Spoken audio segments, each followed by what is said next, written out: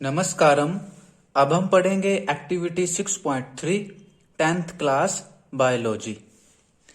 Take 1 ml starch solution 1% in 2 test tubes A and B।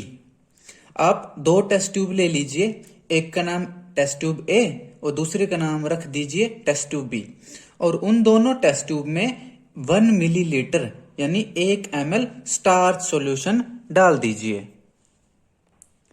देखिए, इस प्रकार से हमने दो टेस्ट ट्यूब ले ली, test tube A, test tube B। दोनों के अंदर 1 ml स्टार्च सॉल्यूशन डाल लिया।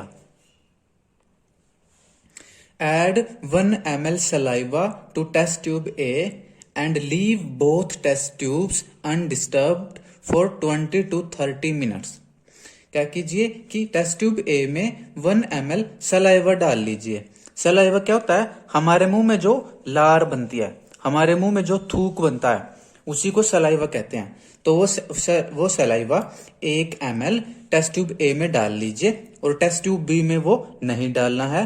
और अब उन दोनों टेस्ट ट्यूब को 20 से 30 मिनट के लिए अनडिस्टर्ब्ड, बिना हिलाए डुलाए, बिना छेड़े उनको रख दीजिए। तो इस तरह से देखिए, टेस्ट ट्यूब A में 1 ml सलाइवा डाल लीजिए, टेस्ट ट्यूब B में आपने नहीं डालना है, और दोनों टेस्ट ट्यूब को 20 से 30 मिनट के लिए बिना छेड़े लैब में रख दीजिए। Now add a few drops of dilute iodine solution to the test tubes. अब आपने क्या करना है? डाइल्यूट आयोडीन सॉल्यूशन की कुछ ड्रॉप्स दोनों टेस्ट ट्यूब में डाल दीजिए। 3-3 या 5-5 ड्रॉप्स आप उसमें दोनों टेस्ट ट्यूब A और टेस्ट ट्यूब B दोनों में डाल दीजिए। ये डाइल्यूट आयोडीन सॉल्यूशन देखने पर ये आपको ब्राउन ब्राउन और लाइट ऑरेंज से कलर का नजर आता है।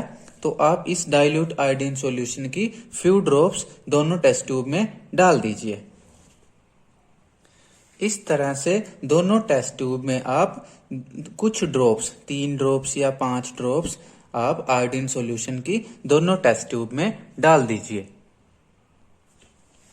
इन which test tube do you observe a colour change? कि आयोडीन सॉल्यूशन डालने के बाद आपको कौन सी टेस्ट ट्यूब के कलर में चेंज नजर आएगा? जब आप टेस्ट ट्यूब A में आयोडीन सॉल्यूशन की कुछ ड्रॉप्स डालोगे तो इसमें तो कलर में कोई चेंज नहीं आएगा, लेकिन जब आप आयोडीन सॉल्यूशन की ड्रॉप्स टेस्ट ट्यूब B में डालोगे तो जैसे ही आप इसमें आयोडीन सॉल्यूशन डालोगे, इसका कलर डीप ब्लू हो जाएगा। कैसा हो जाएगा? डीप ब्लू कलर इसका हो जाता है। Iodine solution test tube B में डालने पर वो वहां पर डीप ब्लू कलर देता है। अब हम समझते हैं कि ऐसा हुआ क्यों। कि आयोडीन सॉल्यूशन तो हमने दोनों टेस्ट ट्यूब में डाला, लेकिन एक टेस्ट ट्यूब में आयोडीन सॉल्यूशन डालने पर कलर में चेंज नहीं हुआ, लेकिन दूसरे टेस्ट ट्यूब में कलर में चेंज हो गया और कलर हो गया डीप ब्लू कलर। ऐसा हुआ क्यों है? इसके पीछे एक केमिकल रिएक्शन छिपी हुई है, और वो केमिकल रिएक्शन है ये वाली।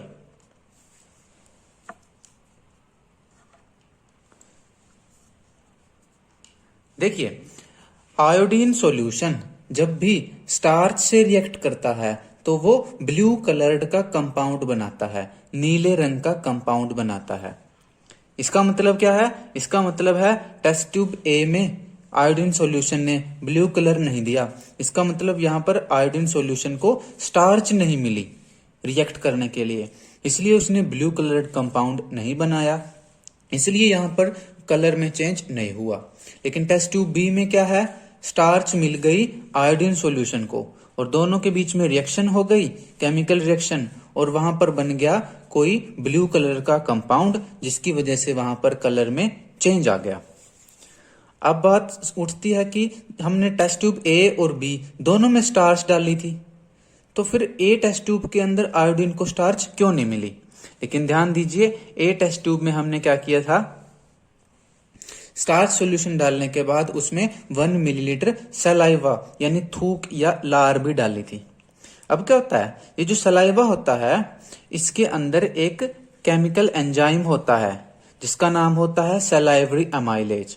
वो सलाइवरी अमाइलेज स्टार्च के साथ रिएक्शन करके उस स्टार्च को डिग्रेड कर देता है, उस स्टार्च को छोटे छोटे मॉलिक्यूल्स में तोड़ देता है। देखिए, स्टार्च और सलाइवा में ये वाली केमिकल रिएक्शन होती है। सलाइवा के अंदर क्या होता है, एक एंजाइम होता है जिसका नाम है सलाइवरी अमाइलेज। एंजाइम तो अमाइलेज है क्योंकि सलाइवा में प्रेजेंट है, इसलिए इसका नाम है सलाइवरी अमाइलेज। ये सलाइवरी अमाइलेज स्टार्च के साथ रिएक्ट करता है और स्टार्च एक बड़ा मॉलिक्यूल होता है, लेकिन ये सलाइवरी अमाइलेज स्टार्च को डाइजेस्ट करता है, यानी कि स्टार्च को तोड़ देता है छोटे छोटे मॉलिक्यूल्स में, सिंपल शुगर के मॉलिक्यूल्स में तोड़ देता है, जैसे कि माल्टोज है। इसके अलावा कुछ एक और मॉलिक्यूल भी बन जाते हैं, डेक्स्ट्रीन वगैरह भी बन जाते हैं, लेकिन अभी उनको आप इग्नोर कर दो। तो सलाइवा क्या करता है, सलाइवा के अंदर एंजाइम होता है salivary amylase. Salivary amylase starch के साथ रिएक्शन करके माल्टोज बनाता है। माल्टोज क्या है, सिंपल शुगर है, छोटे मॉलिक्यूल्स हैं, स्टार्च बड़ा मॉलिक्यूल है, ये छोटे मॉलिक्यूल्स हैं। तो अब क्या हुआ, हमने वो टेस्ट ट्यूब 20 से 30 मिनट के लिए अनडिस्टर्ब्ड रखी थी, तो उन 20 से 30 मिनट में सलाइवा के अंदर जो सलाइवरी अमाइलेज था उसने सारी स्टार्च को डाइजेस्ट कर दिया और उसको माल्टोज के मॉलिक्यूल्स में, सिंपल शुगर के मॉलिक्यूल में तोड़ दिया, ब्रेक कर दिया। अब उससे हुआ क्या कि जब 20 मिनट बाद हमने उसमें आयोडीन सॉल्यूशन डाला, तब तक टेस्ट ट्यूब ए में स्टार्च रही ही नहीं थी, स्टार्च सारी डिग्रेड या डाइजेस्ट हो चुकी थी। अब आयोडीन को स्टार्च ही नहीं मिली रिएक्ट करने के लिए, इसलिए वहां पर ब्लू कलर्ड कंपाउंड नहीं बना, इसलिए वहां पर कलर चेंज नहीं हुआ। लेकिन टेस्ट ट्यूब बी में हमने स्टार्च सॉल्यूशन डाला था और इसमें हमने सलाइवा नहीं डाला था, इसलिए यहाँ पर 20 मिनट बाद भी आयोडीन को स्टार्च मिल जाती है रिएक्शन करने के लिए और वहां पर डीप ब्लू कलर शो होता है। What does this indicate about the presence or absence of starch in the two test tubes? कि इस जो एक्सपेरिमेंट हमने किया, जो इसमें कलर चेंज हुआ, इससे हमें क्या पता चलता है कि कौन सी टेस्ट ट्यूब में स्टार्च प्रेजेंट है, कौन सी टेस्ट ट्यूब में स्टार्च एब्सेंट है। तो हमने देखा कि जो टेस्ट ट्यूब ए थी जिसमें हमने सलाइवा डाला था उसमें स्टार्च क्या है, एब्सेंट है, और जो टेस्ट ट्यूब बी है जिसने आयोडीन सॉल्यूशन के साथ ब्लू कलर दिया उसमें स्टार्च प्रेजेंट है।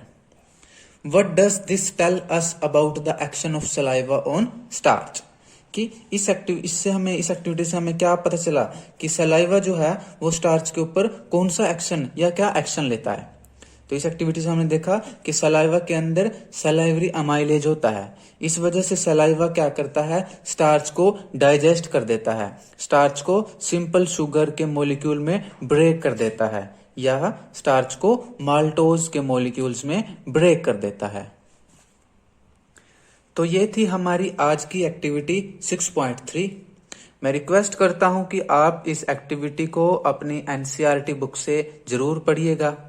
मिलेंगे अगली क्लास में अगले टॉपिक के साथ, तब तक के लिए स्टडी जॉयफुली एंड नमस्कारम।